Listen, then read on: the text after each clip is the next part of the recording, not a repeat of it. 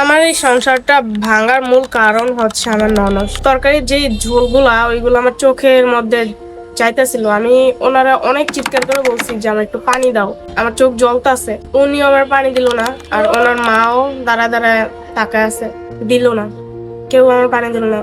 আমি কোনো কিছু খুঁজে না পাই, আমি চোখ তো কিছু দেখি না। বাইরে যাই আমি কল সাইরা, তারপর কোন রকম চোখের মধ্যে পানি দিচ্ছে। ওই দিন সারা রাত্র শীতের মধ্যে আমার বাইরে রেখে দিছে।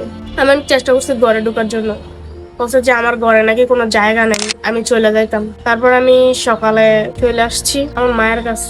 আমার শাশুড়ি সবসময় বলতো যে আমার ডিভোর্স দিয়ে নাকি তার ছেলেরে ভালো দেখা বিয়ে করাইবো।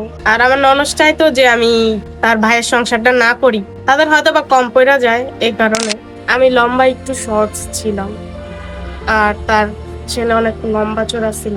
সবসময় বলতো যে এই ছেলের কি এগুলো চোখ না অন্য কিছু, যে মেয়েরে কি দেখে বিয়ে করছে। মানে অনেক ধরনের কথা বলতো যে আমার নাকি কোথাও নিয়ে যেতে তারা শরম পায়। ওনার কাছে তো আমার প্রয়োজনীয় জিনিসপত্র কিনা দেওয়ার মতোই ওনার কাছে টাকা নেই। মানে ডিভোর্স দিব কিভাবে, এই কারণে উনি আমার অনেক অত্যাচার করতো। আমার শাশুড়ি, আমার ননদ সহ অনেক অত্যাচার করতে। আমার দেওয়ার পর্যন্ত আমার গায়ে হাত তুলছে আমার মারার জন্য। আমার হাজবেন্ড হয়তো বা নেশা পানি করতো, আমার মারতো। তারপর আমি চাইছি থাকতে, যে যেহেতু আমি নিজে গেছি, বাবা মারা বইলেই কি হইব। বাবা মা আমার উল্টা আরো ঝাড়ি দিত যে তুই তো নিজেই গেছস, নিজের পায়ে নিজেই কুড়াল মারছস। তারপর আমি থাকতে চাইছি, কিন্তু আমার ননষ্টার কারণে আমি থাকতে পারিনি। আমি 3বার ঈদ করছি ওদের বাড়িতে। ও আমার 3 বছরের মধ্যে 1 বছরও কোনো ড্রেস বানায় দেয়নি। এমনিতে তো কখনো দিতই না। ঈদের সময় তো কেউ কাউরে দেয়, কিন্তু আমার হাজবেন্ড কখনোই দিত না। মানে এরকম ভাবে ও আমার মারতো যে মনে হইতো যে আমি মানুষ না। মানুষকে কি মানুষ এইভাবে মারতে পারে? 3 বছরের মাথায় আমি 3বার আমি আমার বাবা মার কাছে চলে আসছি। তারপর উনি আমার অনেক রিকোয়েস্ট কইরা অনেকবার নিছে, বলছে যে আমারে মারবে না, হাত তুলবে না, মানে কোনো কারণ ছাড়াই। মানে যারা একটু নেশাগ্রস্তে অভ্যস্ত হয়তো বা তারা এরকমই হয়।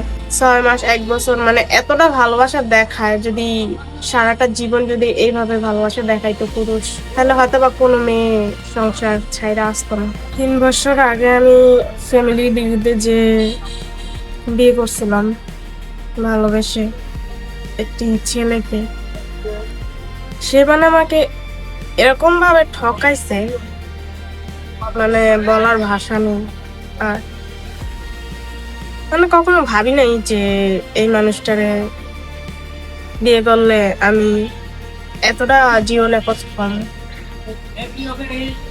হয়তো বিয়ের 6 মাস পরে আমার মা বাবা সবাই মাইনা নিছে, কিন্তু ওদের বাড়ি থেকে কেউ মাইনা নিতে চায়নি। তারপর আমার হাজবেন্ড বলছে যে আমি বিয়ে করছি, আমার বউ, আমি ওনারে রাখার দায়িত্ব আমার। তো তখন হাজবেন্ড অনেক ভালো ছিল। মানে কি বলবো, মানে বিয়ের 6 মাস 1 বছর মানে এতটা ভালোবাসা দেখায়, যদি সারাটা জীবন যদি এইভাবে ভালোবাসা দেখাইতো পুরুষ, তাহলে হয়তো বা কোনো মেয়ে সংসার ছাইরা আসতো না। তো সে অনেক নেশা পানি করতো, আমার গায়ে মারধর করতো, আমার উপরে হাত তুলতো। মানে এরকম ভাবে ও আমার মারতো যে মনে হইতো যে আমি মানুষ না। মানুষকে কি মানুষ এইভাবে মারতে পারে?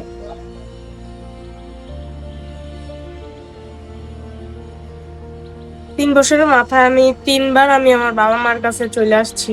তারপর উনি আমার অনেক রিকোয়েস্ট কইরা অনেকবার নিছে, বলছে যে আমারে মারবে না, হাত তুলবে না, মানে কোনো কারণ ছাড়াই। মানে যারা একটু নেশাগ্রস্তে অভ্যস্ত হয়তো বা তারা এরকমই হয়, যে কোনো কিছু না পাইলে বউয়ের গায়ে হাত তোলে। তো আমার জীবনটা ছিল এরকমই। আর এমনি তো আমার শাশুড়ি, তারা আমার কখনো মাইনে নিত না। আমি লম্বা একটু শর্ট ছিলাম, আর তার ছেলে অনেক লম্বা চোরা ছিল। সবসময় বলতো যে এই ছেলের কি এগুলো চোখ না অন্য কিছু, যে মেয়েরে কি দেখে বিয়ে করছে। মানে অনেক ধরনের কথা বলতো যে আমার নাকি কোথাও নিয়ে যেতে তারা শরম পায়। মানে অনেক ধরনের কথা বল। তার ফ্যামিলির সাথে আমি অনেক কষ্ট করে মানায় নেওয়ার চেষ্টা করলাম, যে হয়তোবা সবসময় তো আর খারাপ থাকে না মানুষ, একদিন না একদিন হয়তোবা ঠিক হবে। কিন্তু সে আর ঠিক হইলো না। সে সবসময় আমার বাবা মার কাছ থেকে টাকা পয়সা চাইতো, অনেক কিছু চাইতো। কিন্তু আমার বাবা মা এতটাও বড় লোক না যে তারা দেওয়ার ক্ষমতা আছে। তারপর যতটুকু পারছে আমার বাবা মা তারা দিত। আর আমার বিয়ে হওয়ার পর থেকে সে কখনো আমারে কোনো মানে আমার প্রয়োজনীয় জিনিসপত্র কখনোই কিনা দিত না। মানে যখনই আমার কিছু প্রয়োজন হইতো আমি আমার মায়ের ফোন দিয়ে বলতাম, তো আম্মু আমার যথেষ্ট যতটুকু পারতো দিত, প্রতি মাসে মাসে আমাকে এটা সেটা দিত। তারপরে আম্মু একদিন আমার কইলো যে তোর তুই যদি সারা বছর আমার এভাবে দেওয়াই লাগে তাহলে তুই বিয়া করছিস কেন? এই কথা শোনার পরে আমি আর আমার বাবা মার থেকে কখনো কিছু চাইনি। তো একদিন রাত্রে হয়েছে কি, ও 12টার দিকে ঘরে আসছে নেশা পানি কইরা। আসার পরেও আইসেই মানে আমার মানে শুধু কোনো কারণ ছাড়াও নেই আমার গায়ে হাত তুলতাস। তারপর এক পর্যায়ে আমি আমার শ্বশুর শাশুড়িকে ডাক দিলাম যে আপনার ছেলে দেখেন কিসব খাইয়ে আসছে মনে হয়, এরকম করতেছে কেন? আর আমার শাশুড়ি আমার ছেলেরে মানে আমার নামে আরো অনেক ধরনের কথাবার্তা বইলা আরো উস্কে দিছে। সে আমার ওই দিন রাত্রে অনেক মারছে, অনেক। ওনারা আমি ভাত বেড়ে দিয়েছি খাওয়ার জন্য, উনি কি করছে ভাত তরকারি সবগুলো আমার মাথার মধ্যে ঢেলে দিছে। তো আমি মানে তরকারির যে ঝোলগুলা ওইগুলো আমার চোখের মধ্যে যাইতেছিল। আমি ওনারা অনেক চিৎকার করে বলছি যে আমার একটু পানি দাও, যে আমি আমার চোখ জ্বলতাছে। উনি আমার পানি দিল না, আর ওনার মাও দাঁড়া দাঁড়া তাকায় আছে, দিল না, কেউ আমার পানি দিল না। আমি কোনো কিছু খুঁজে না পাই, আমি চোখ তো কিছু দেখি না, বাইরে যাই আমি কল সাইরা তারপর কোন রকম চোখের মধ্যে পানি দিছি। ওই দিন সারা রাত্র শীতের মধ্যে আমার বাইরে রেখে দিছে। আমি অনেক চেষ্টা করছি ঘরে ঢোকার জন্য, বলছে যে আমার ঘরে নাকি কোনো জায়গা নাই, আমি চলে যাইতাম। তারপর আমি সকালে চলে আসছি আমার মায়ের কাছে। মানে এতটা আমার অত্যাচার করছে। আমার শাশুড়ি সবসময় বলতো যে আমার ডিভোর্স দিয়ে নাকি তার ছেলেরে ভালো দেখা বিয়ে করাইবো, এগুলো বলতো। আমি বলতাম যে আমি তাহলে আমার দিয়া দেন ডিভোর্স, কিন্তু ওরা কখনো দিত না।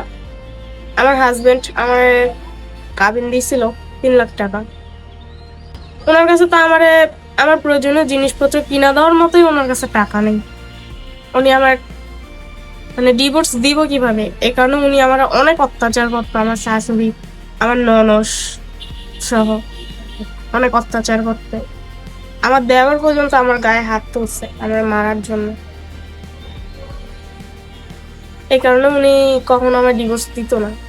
উনি চাইতো যে আমার অত্যাচার করলে হয়তো আমি নিজের ইচ্ছা চলে যাব। আরো অনেক কাহিনী মানে যেগুলো বইলা শেষ করা যাইব না। যে 3টা বছর আমি 3বার ঈদ করছি ওদের বাড়িতে। ও আমারে 3 বছরের মধ্যে 1 বছরও কোনো ড্রেস বানায় দেয়নি আমারে। এমনিতে তো কখনো দিতই না, ঈদের সময় তো কেউ কাউরে দেয়, কিন্তু আমার হাজবেন্ড কখনোই দিত না। ওর একটাই খারাপ কারণ যে ও নেশাবানি করতো, আমার গায়ে হাত তুলতো। এই কারণে আমি চলে আসতে বাধ্য হয়েছি।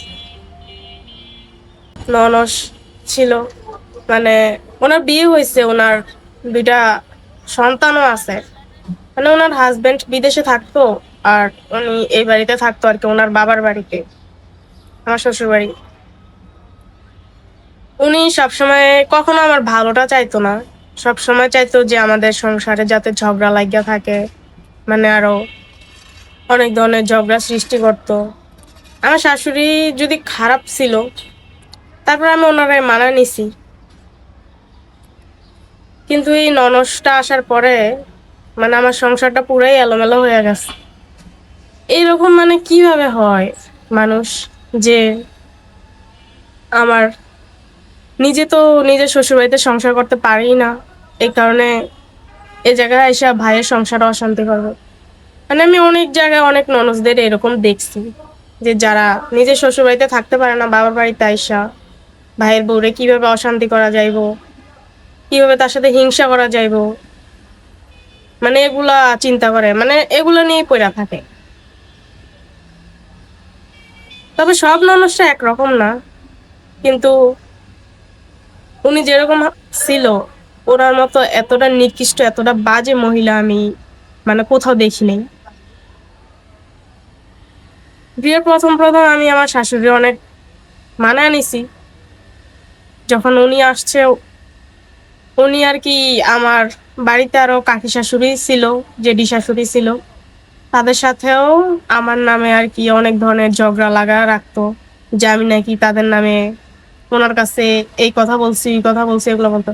কিন্তু আসলে কিন্তু আমি এই বাড়িতে থাকতাম, আমি কাজকাম কইরা ঘরের মধ্যে শুয়ে থাকতাম, কারো কাছে যাইতাম না কখনো। যদি সামনাসামনি কখনো দেখা হইতো তাহলে কথা বলতাম, আর নাহলে আমি কারো কাছে যাইতাম না। আর আমার ননদ চাইতো যে আমি তার ভাইয়ের সংসারটা না করি, তাদের হয়তো বা কম পড়া যায় এই কারণে সেগুলো বলতো। বিয়ের 3 বছর হয়েছে, মানে তখন আমার হাজবেন্ড মানে কখনো বলে নাই যে আমার সন্তান নেওয়ার জন্য, আর আমারও এত বেশি ইয়ে ছিল না। আমার শাশুড়ি বলতো যে 3 বছর হয়ে গেছে, সবাই জিজ্ঞাসা করে যে তোরা বেবি নেস না কেন। আর আমার ননদ আমার শাশুড়ি বলতো যে হ্যাঁ গো, সন্তানরা বড় হইলে নাকি নিতাম। মানে সে আমারে দেখতেই পারতো না, মানে আমি যে তার ভাইয়ের বউ, মানে সে কখনো আমার ওই রকম ভাবে সম্মান দিত না। সবসময় চাইতো যে আমি সবার কাছে ছোট হইয়া থাকি।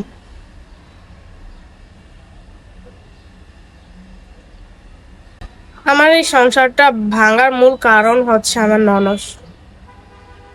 আমার হাজবেন্ড হয়তো বা নেশাপানি করতো, আমার মারতো, তারপর আমি চাইছি থাকতে, যে যেহেতু আমি নিজে গেছি, বাবা মারা বইলেই কি হইব, বাবা মা আমার উল্টা আরো ঝাড়ি দিত যে তুই তো নিজেই গেছস, নিজের পায়ে নিজেই কুড়াল মারছস, তাহলে আমার কাছে বইলে কি হইব।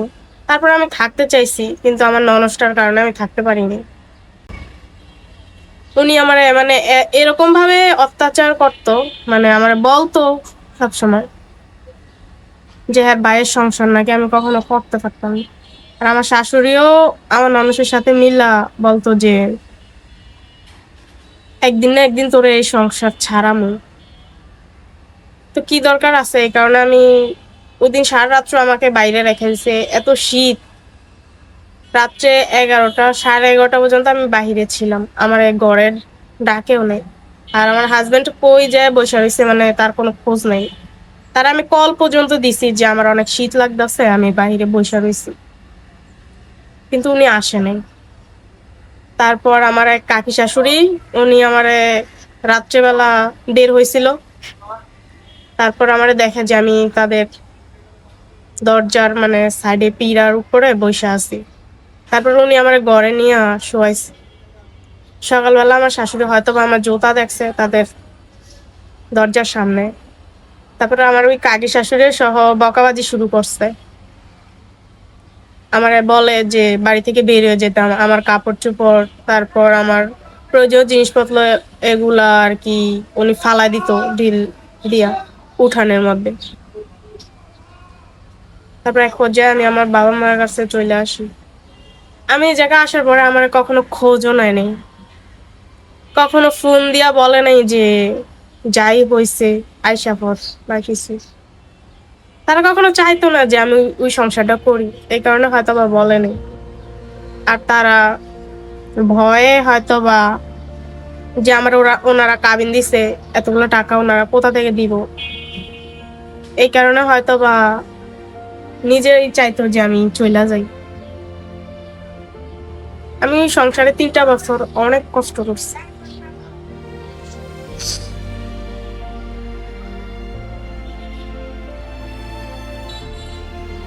লাস্টে কোনো কিছু খুঁজে না পাইরা আমি আমার বাবা মায়ের কাছে চলে আসছি। বাবা মা আমরা সবসময় বলতো যে তুই এটা ঠিক করস নাই, তুই যদি আমাদের একটা বার বলতি আমি ওই জায়গায় দিতাম, যে ফ্যামিলিগত ভাবে বিয়ে দিলে নাকি কিছু বলা যায় পরবর্তীতে।